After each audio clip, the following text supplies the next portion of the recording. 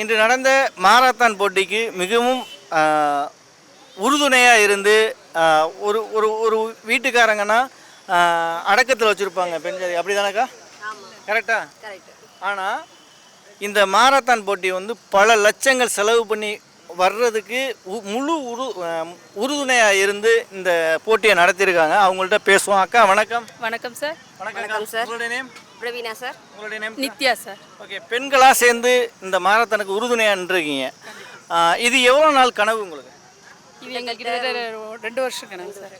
2 வருஷம் கணக்கு. இது வந்து பர்மிஷன் வாங்குறது ரொம்ப சிரமம் தெரியுங்களா? ஆமாங்க சார். ஒரு பப்ளிக்கில் நடத்துறது. ஆமாம் சார். கண்டிப்பாக. எப்படி உங்களுக்கு பர்மிஷன் கிடைச்சது? எங்கள் சார் உதயகுமார் சாரால் தான் முடிஞ்சது. அது அவங்க ரொம்ப கஷ்டப்பட்டு. வீட்டுக்காரு? ஆமாம் சார், கண்டிப்பாக. ஓகே. எங்கள் வீட்டுக்காரர் தான் ரொம்ப கஷ்டப்பட்டு பர்மிஷன்லாம் வாங்கினாங்க. அதுக்கு எல்லாருமே சப்போர்ட் பண்ணாங்க. நீங்களாம் எப்படி ஃபீல் பண்ணுறீங்கக்கா? ரொம்ப பெஸ்ட்டாக ஃபீல் பண்ணுறோம். ஏன்னா சக்ஸஸ்ஃபுல்லாக முடிச்சிருக்கோம். மகிழ்ச்சியாகவும் இருக்குது.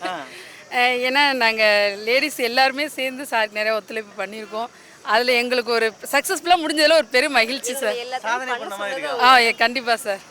ஓகே.